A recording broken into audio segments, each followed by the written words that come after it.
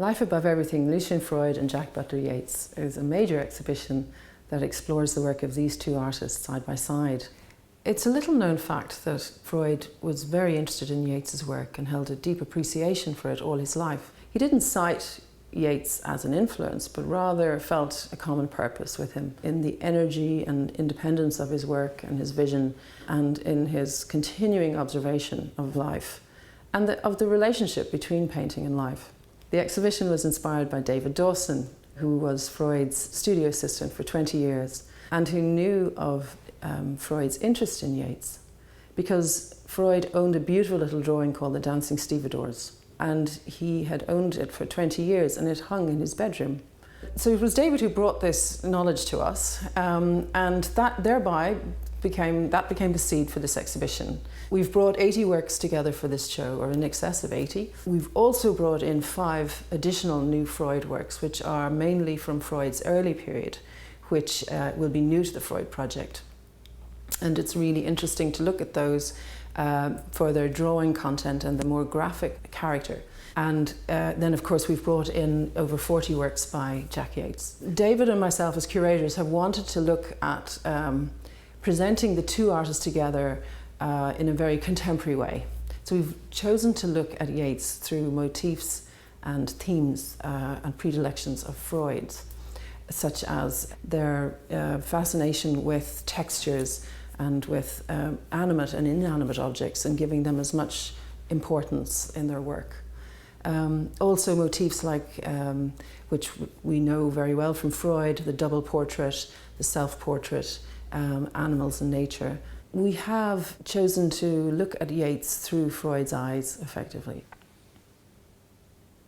Another really exciting outcome of the research for this show was the discovery that Freud had actually selected 7 works by Jack Yeats for a collector friend of his as a favour. His friend asked him could he look at works, be they at auction or on sale in galleries, and help him select what Freud thought that he should acquire.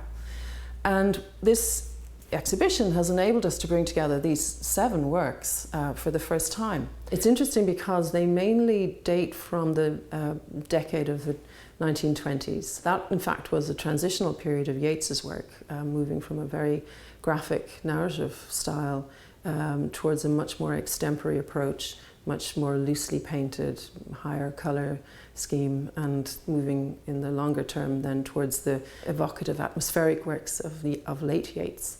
Freud first came to Ireland in 1948, partly as a pilgrimage to the home of Yeats. And in fact, he would see Yeats walking along the canal or crossing Stephen's Green, but he never actually spoke to him. He did, however, have the opportunity to view Yeats's works in Victor Waddington galleries in Dublin, and in fact later in London when Waddington moved there. So this exhibition helps us explore Freud's visits to Ireland, his interest in Ireland in the 40s and 50s, later his interest in the London Irish in the 50s and 60s and 70s. It also allows it to explore Yeats's relationship with Britain and his reputation there and his life between Britain and Ireland. I'm now standing in the first room of the exhibition, and when we started hanging the paintings, what was great to see was the empathy between both artists, both very individual artists. Freud would have really enjoyed what Yeats painted about and how he put them together, even though Lucian's paintings were painted over many, many months, and Yeats probably were done in one hit. Looking at Lucian's paintings of the sort of how it slows you down to look at the paintings actually helps then when you look at Yeats' paintings. It's a sort of a gleaming moment, a flash of light, and that's what painting can do. It's that sort of moment of inspiration or a sense of inspiration that just catches you like a thought. This drawing behind me, Lucian had for 20 years. It was hung next to his bed. And he always spoke very fondly of what a great artist and what a great painter Yeats was. I think it's the sort of high spirits that comes through in Yeats's paintings is what attracted Lucian. And it's a sort of a belief in living and a belief in art. In this room, I really enjoy having this family and then putting them next to Yeats with those four men against the fantastic mountain in Sligo. And so I've noticed that when hanging the exhibition, is that he really pulls out, having Lucian's portraits around, pulls out the people for me in Yeats. But it's a great feel, and the big man was the bookie from Northern Ireland, who's a close friend of Lucian's, and Lucian's love of horses brought the interest and brought them together, and his love of gambling. This was a painting Lucian did very late in 2004, and it was done in the stables in West London. I mean, it's the jokiness of Lucian, but he just thought that was the finest buttocks of a horse ever, and so he never bothered with the head. He just wanted to paint the back end of a horse. Again, it shows the freedom that in his last few years of Lucian's painting life, his very late work was, I feel, as strong and something new in it that he hadn't discovered before. What's interesting about bringing Freud and Yeats together is looking at the extent to which both artists sort of complicate a simple reading of national canons, British or Irish. Both artists have come to define a particular kind of national tradition. Freud is seen as an exemplary British artist, and similarly Yeats is seen as embodying a certain type of practice, a certain Irishness in painting.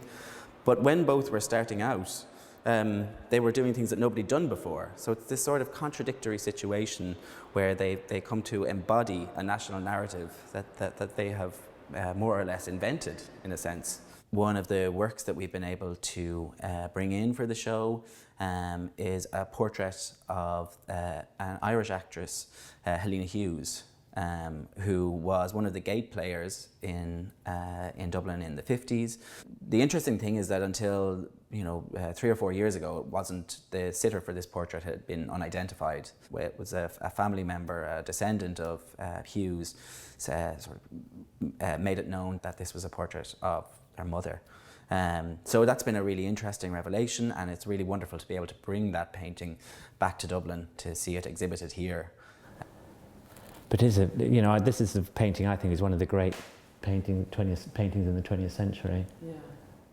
But it is remarkable, and the bond between the son and father, this remarkable view into West London going towards Shepherd's Bush. Brilliant. And Lucian was also a very, very interior person. He didn't really go out into the land, not like Yeats. Lucian lived in rooms all his life. His whole life was built around being in rooms, and mainly in the studio. So every now and again in his paintings you'll see these amazing vistas out into the world.